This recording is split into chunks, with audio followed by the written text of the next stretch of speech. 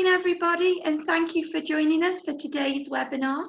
Before I introduce David, my name's Lauren Oakley. I'm the Events Coordinator at Staffordshire Chambers. Thank you for joining us this morning. For those of you who haven't used Zoom, I just want to go through a few things. Today, you'll need to be aware of two functions, which can be found at the bottom or the top of your screen, depending on whether you're on a laptop or desktop. These are the chat and Q&A function. The chat can be used to speak to myself throughout, and the Q&A function can be used to ask questions at the end of the session. If you do have any questions throughout the session, please pop them in the Q&A function, and David will answer these live at the end. We cannot hear or see you, so if you're eating your breakfast, want to have a drink, please do not worry, you can only hear and see us. Now, I'm delighted to introduce David today. So David, whenever you're ready, thank you. Lauren, thanks very much, and good morning, everybody. Thank you to the Staffordshire Chamber for the opportunity to update you all on the progress we're making to delivering the Birmingham 2022 Commonwealth Games.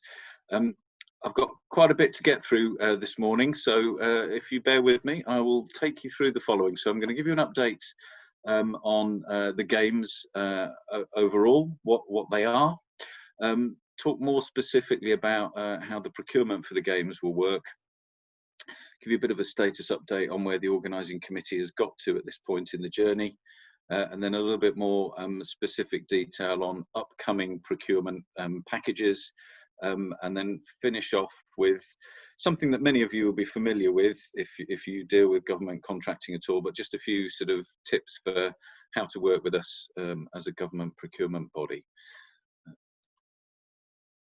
So I think it's fair to say that the context for the Games has changed probably beyond anything we could have imagined when we set off down this route 2.5 years ago.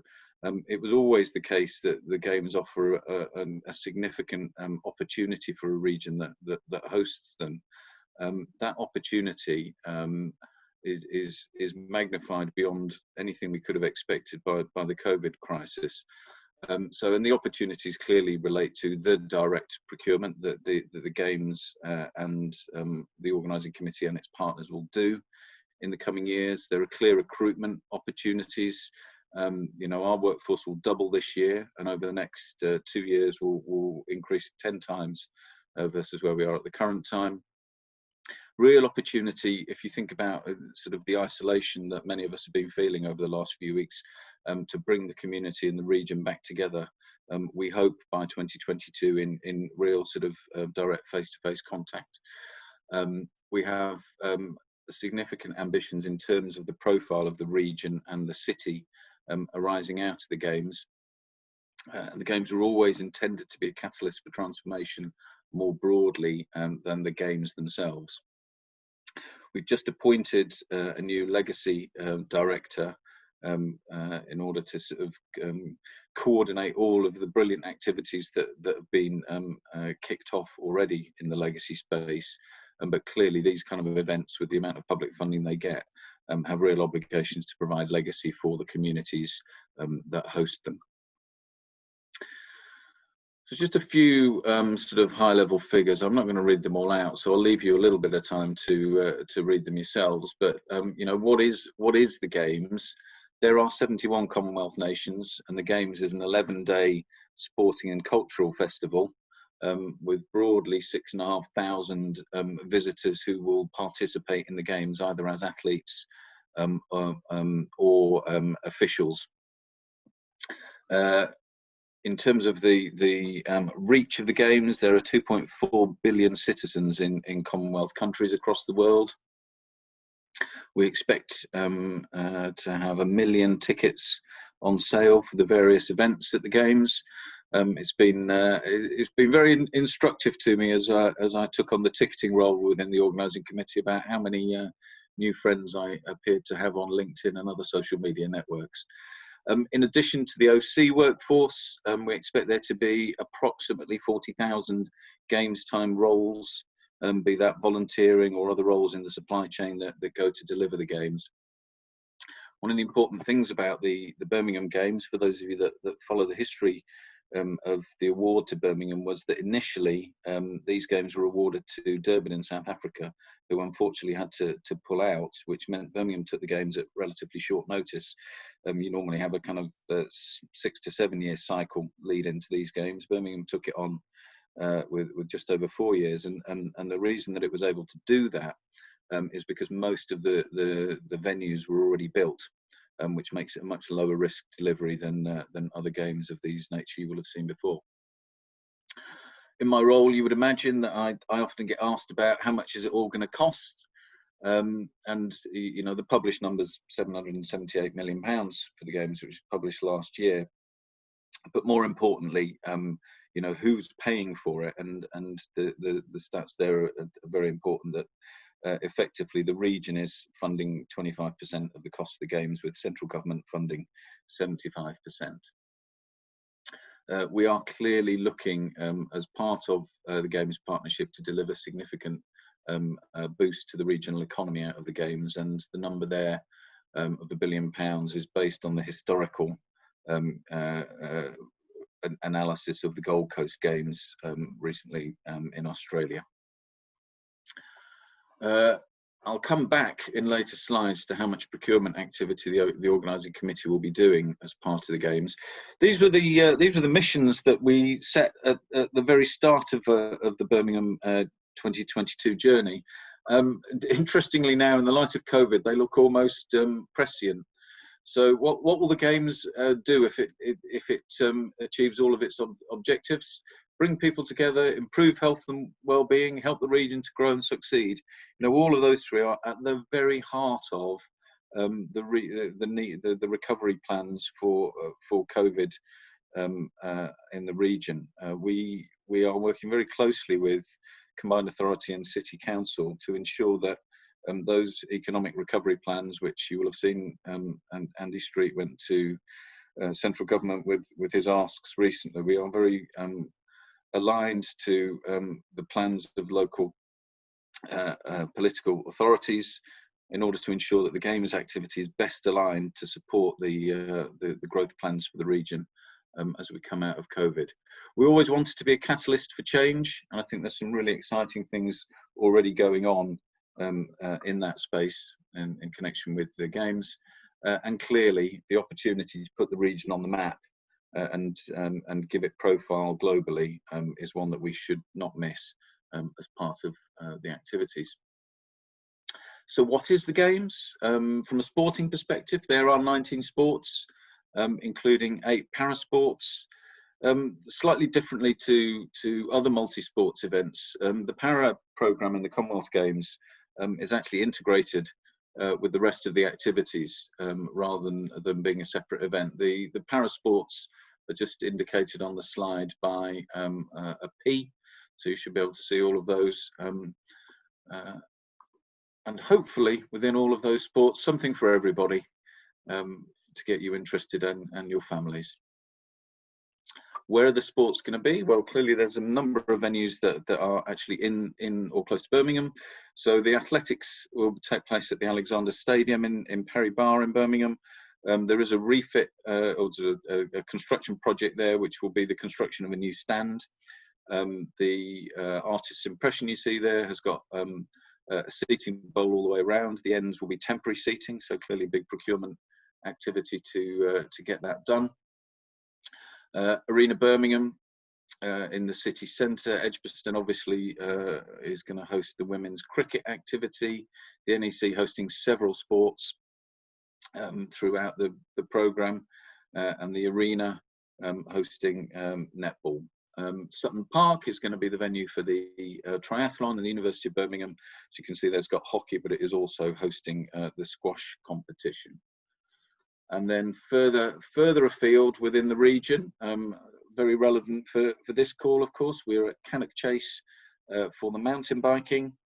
We're at the Coventry Stadium for the rugby sevens, the wrestling and the judo.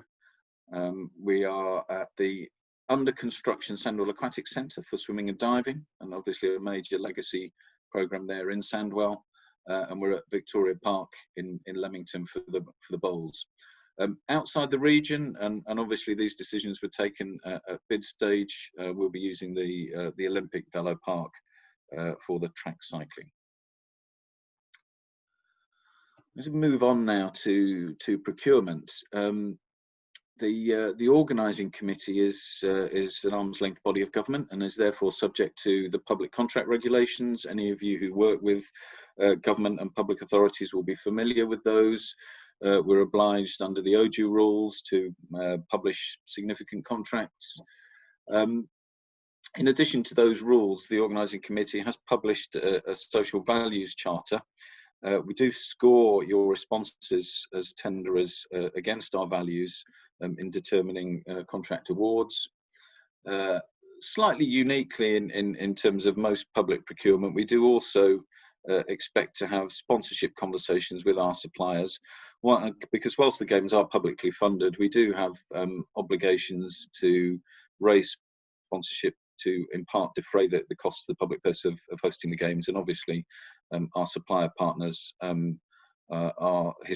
historically been good and valuable commercial partners in these events.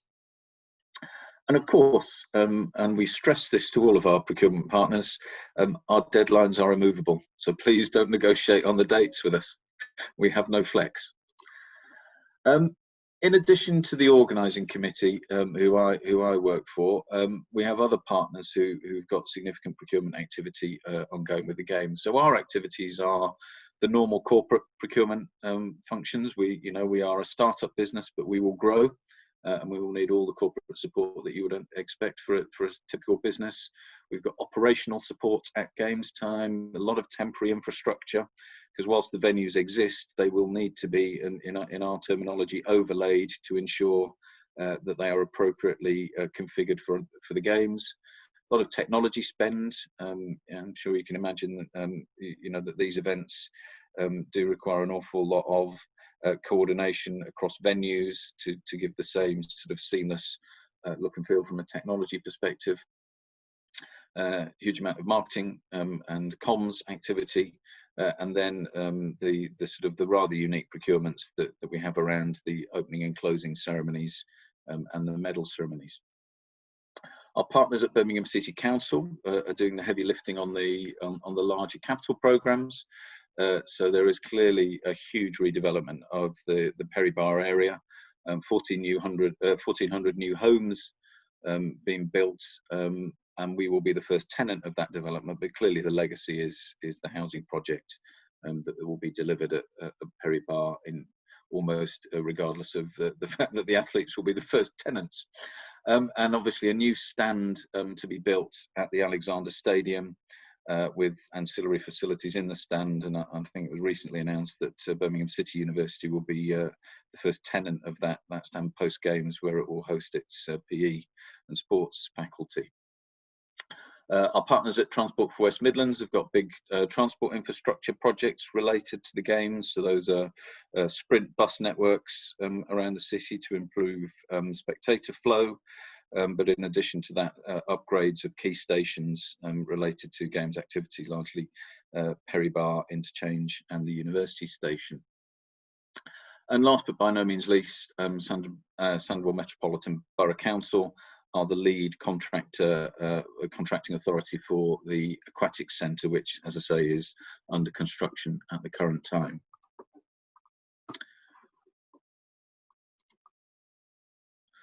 So what are we up to? I think the arrow might need to move slightly to the right, because we're probably just getting into the second half of this year. The bars on the chart represent the workforce of the organising committee. It's a really interesting challenge from a corporate and commercial perspective. This is effectively a startup organisation. So when I joined the organisation 12 months ago, I think I was employee number 10. We are now at about just north of 100 employees, but with sort of partner employees, there's about 150 of us in the building. Over the coming 2 years, we will get up to numbers of about 1,100 immediately prior to games time. So you can imagine the just the complexity of running a business that's going to go from no employees to 1,100 employees in 3 years, as well as organising, you know, a very time critical event. There's a lot of complexity to that activity, and then of course that business will fail because we'll close it down from a corporate perspective in early 2023. So it will go from more than 1,000 employees at Games time to probably less than 50 employees within 3 weeks of the end of the Games. There's a lot going on. We are in the operational planning phase at the moment. I have to say it's not been the easiest operational planning phase because we've been doing it largely on a desktop basis from home, as opposed to, you know, walking sites and really working out what's going to work. But the team have done a cracking job. I'm delighted to report that whilst it's tricky, we are largely on track with where we need to be at this point in the cycle. So it's business as usual from a procurement perspective. It's obviously not quite as usual because we are not meeting many suppliers as we would like to do. But I've got to give great credit to the procurement team within the organising committee, because, you know, there is a huge amount of procurement categories to be let, and obviously quite a detailed plan in behind that over the coming months. And to date, we are not really seeing any slippage in that plan, and it's great credit to the procurement team in the OC, but also to the supply base, largely in the region, who've responded, you know, really promptly and with great quality to the tenders that we've put out thus far. I'm going to talk about some of the work that we've got coming up, but we expect to be sort of kicking off procurements in just 2020 alone of about £145 million, which is obviously sort of appreciable, particularly in the economic circumstances in which we find ourselves. Over the life of the Games, we expect procurement to be north of 300 million. And you know, there is clearly a lot of work to be done in the coming months to get those contracts let. So stuff that is coming that is significant.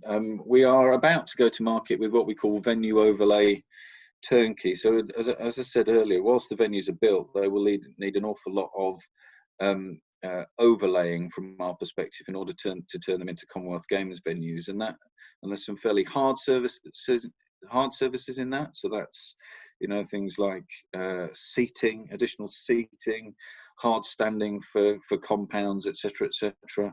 But it's also things like tents for sort of hospitality areas, etc., etc. So it's wide and varied, the overlay turnkey. If those kind of services are your bag, then please look out, because that one will be coming in a matter of 2 or 3 weeks to the market.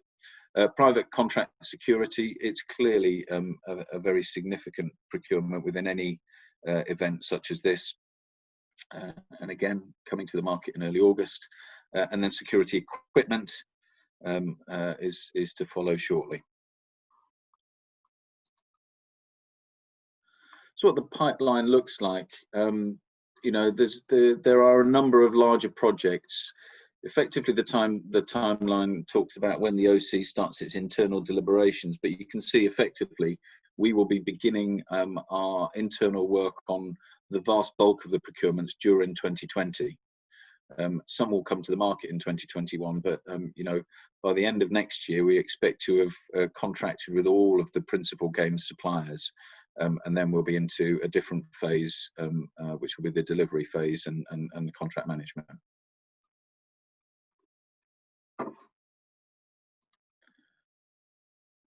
So just a little bit more detail on what's coming up this year. So sports equipment, temporary power, electrical and heating, ventilation, air conditioning, look and wayfinding. So this is all the signs you will see all over the city and at the venues. We obviously need to procure those and get them fitted. Technology, goods and products. You know, we're going to be a business of 1,000 people, so we'll need the technology to support that. But then, of course, there is all the technology that is required at Games delivery time, screens, etc., etc. Results. Fleet, we do need a vehicle fleet for athletes and team officials, etc. We also need a bus fleet to get people to and from events. We need depots to store the buses. We need depots to store the cars. We talked about the overlay contract. It's our largest single contract that we've let to date. Security equipment. Uniform is about to come to market. So these are the uniforms for technical officials and volunteers, and probably the uniforms for the the domestic leg of the Queen's Baton Relay will be in that package. We need broadcast lighting suppliers, basic logistics, fixtures and fittings for Athletes Village and other venue locations, and obviously audio visuals, and a hugely important part of any modern sports event, given the television and spectator audience. Further into the future, in 2021, whilst we've got a nice office which is very commodious for the current workforce, as we grow, there is the potential that we will need more office space. Our insurers are very keen that we train the volunteers who are going to drive the car fleet, so there will be a contract for that. We need to manage the park and ride services for certain venues. We're out for insurance, clearly. Games Route Network is the management of those routes that are critical to the games, so between the village and the athletic stadium, by way of example. And medal ceremonies equipment. This is for the plinths that people stand on when they win medals and other things associated with those ceremonies, and then general maintenance around the sites. And then in 2022, we've clearly got conversations to have about all of the utilities that are required to put on games. And as I said, the company will be dissolved following the games. So we've got a lot of dissolution work to do before we can close the company. So that's the kind of things we're buying. What are we looking for when we engage with people to procure these services? As I said, we have pretty low tolerance for risk in our supply chain, given the fixed dates that we're operating to. So we really need to see in our tenderers that they have a demonstrated capability to deliver these services. We're interested in the experiences of the people that our potential partners are bringing to contracts.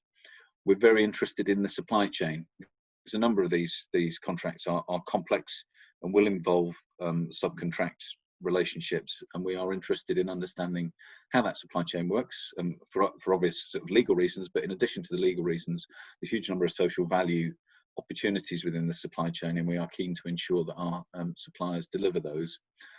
Financial stability is important for the reason of security of supply and hitting the deadlines, albeit this is a more complex area than perhaps it was 4 or 5 months ago.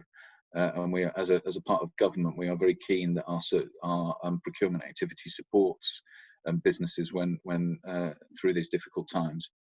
And we're more than happy to have those conversations with people in terms of cash flow profile, etc. We are looking for value for money. That's an overarching obligation of all government bodies. And commitment to our vision and values, and that's an important sort of tip. It will come up in later slides. Is don't treat us as any other buyer. Engage in finding out what we're about and what we're here for. And when you do tender for our work, reference back to us the things that we are seeking to achieve, because that will stand in your favour in the process. I talked earlier about our social values charter. These are things that I would think all sort of right-thinking people would think were a good thing to try and deliver through a games and an event such as this. We don't ask all tenderers to do all things. What we found through the process thus far is that certain companies have certain preferences and certain abilities to deliver in one or more of those areas. And obviously our role as an organising committee is to ensure that across our supply base, all of those activities add up to something really coherent and beneficial to the region. So we are interested in hearing from you in tenders about how it is you measure up to those social values charters and what commitments you're prepared to make as being part of the Games supply network. This is how you find out about our contracts. So we put everything on our business portal. And obviously we are obliged under the rules to put material contracts on the UK Government's Contracts Finder and the European equivalents. So here's just a little bit more detail on what we think works and doesn't work based on what we've seen within the OC, but also you'll understand that you know, our procurement team has got an awful lot of public sector procurement experience. And so these are the things that if you talk to them, they would advise you to do. This page I always think is not dissimilar to what I advise my kids to do when they're doing exams. So read the guidance and the scope carefully. You know, before you start, check you're eligible. You can all read this, but you know, the weightings are important. You know, all the questions carry a weighting, and therefore your answers should be commensurate with that weighting. And one of the common mistakes we've found to date is a lot of assumptions that we know what you do and how you do it. You know, if there is any doubt, it's always best to spell it out. We do, from time to time, run events particularly on larger procurements. We might start the procurement off with an event. So if there is an event, it's always wise to attend. And the bigger picture with what I was talking about previously is, you know, there are some very well written, I would say, that documents available on what the Games' objectives and ambitions are. And you know, when considering your tender responses, it's really important that you understand that. And as ever, if you don't understand anything or you're uncertain, just ask a question. When you're writing your bids, you know, we are after evidence. We're not trying to catch you out. We need evidence that you can do what you say you can do, or what we need you to do. So make sure that the words provide that evidence. You know, do consider the question. We find a lot of suppliers have got great skills and experience, but they don't always apply that skills and experience to the situation we're talking about, and they'd rather talk about previous situations that they've been through, and that's never as good an approach as really thinking about the question you've been asked. We like originality and innovation, but it has to be married with feasibility. You know, if you think again about, you know, how much risk we are able to take given the deadlines and the timetables we've got, we really will be testing hard on the feasibility of any innovative solutions. Okay. So the do's and don'ts: read everything, put the dates in your diary, use the Delta system to ask your questions. That way they're really clear, and you will get answers. Put your name on everything. You'd be surprised how many things come in without, and it's really difficult to find the name of the tenderer. And have a second, before you press the button to send it in to us, have somebody who hasn't prepared the bid check it for you, just to make sure that you haven't got any inconsistencies or any obvious questions that you could answer before the bid comes in. Things you probably want to avoid in tendering with us: don't cross-refer your answers. If you think something is relevant in two answers, put it in both answers. Don't provide us things that we haven't asked for. So title pages, cover letters, other information is unhelpful to us, and you know, will largely be ignored because no one else will have provided it. Avoid leaving it to the last minute to upload your response, and we would hate any technical difficulties to mean that you missed a deadline. And if possible, provide us with sort of group emails so that holidays, etc., don't mean you miss key deadlines as part of the process. as I said earlier, I gave you the email address, Contracts Finder, and we're also quite keen to use frameworks where possible. So if you're on frameworks, that's a good news story, but obviously worth thinking about what frameworks you might need to be on to work with us if we're going down that route. And that is where you can find us. If you need to find out anything about Birmingham 2022, I think if you type into most browsers B2022, you will find us somewhere. So I think at that point, Lauren, I will pause for questions. Thank you, Dave. That was really interesting, and I think we all agree that it's really refreshing with everything that's going on at the moment, that there's some great opportunities ahead. So please check that out. Now, we have got 10 minutes for questions. So I've already seen a few questions in both the chat and Q&A box. But if you have got any questions for David, please feel free to put these in the Q&A box. So David, we had one from Martin, and he said, you mentioned training volunteers to drive. I missed the management and recruitment of volunteers. How is this being managed? Is this operation open to tender? Yes, it clearly will be. We've just recruited our head of volunteering services, so we're in the planning stage of the volunteer programme at the current time, and at some point there will be a training opportunity in respect to volunteers. Lovely, thank you. Helen had a question, but it looks like Sarah's already answered it, and it says, will the individual teams be requiring training venues and accommodation outside the Birmingham core? So we obviously are obliged to house the teams for the duration of the games and a period immediately prior to the games. Before that, some of the larger teams will wish to be in the UK with training camps, and I think some universities have already signed agreements with some of the teams to do a kind of pre-games training camp. It's a very sort of well-trodden path, and obviously quite interesting to universities because it just sort of avoids term time, and is obviously a nice PR opportunity as well as a commercial one. Brilliant, thank you. Can I just come in on that one, David, if that's all right? Yeah, absolutely. So, hi everyone, it's Sarah Dixon here. I work with David. Just to say that pre-games training camp process that David has just mentioned has actually just been opened up officially, and I've put an email address in the Q&A answer, so you can actually email if you are interested in offering accommodation or training facilities for those pre-games training camps, and that's all being looked after by DCMS. But there's a proper process that's now been launched, so it is possible to email them for more details. Thanks, Sarah. Thank you. We have got a few more minutes, so if anybody has got any more questions for David, please feel free to put these in the Q&A box below.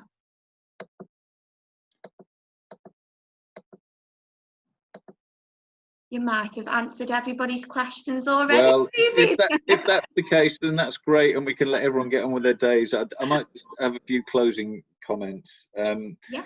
You know, the last few months have been difficult for everybody at a personal and commercial level.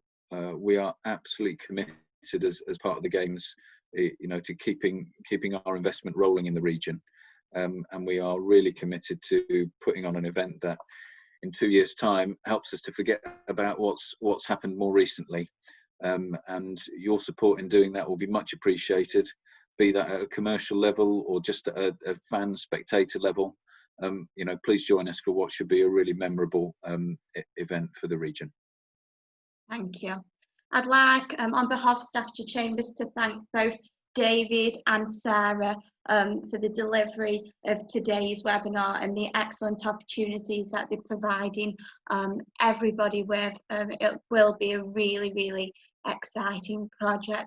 I'd also like to thank all of the attendees who have come and joined us today.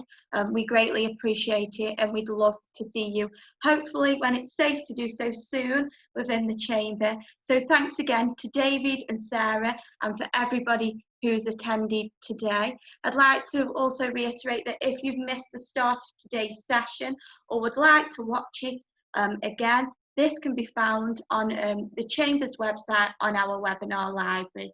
But that's it for this morning, and I'd like thank you everybody, and take care, and we'll see you soon. Thank you. Thanks, Lauren.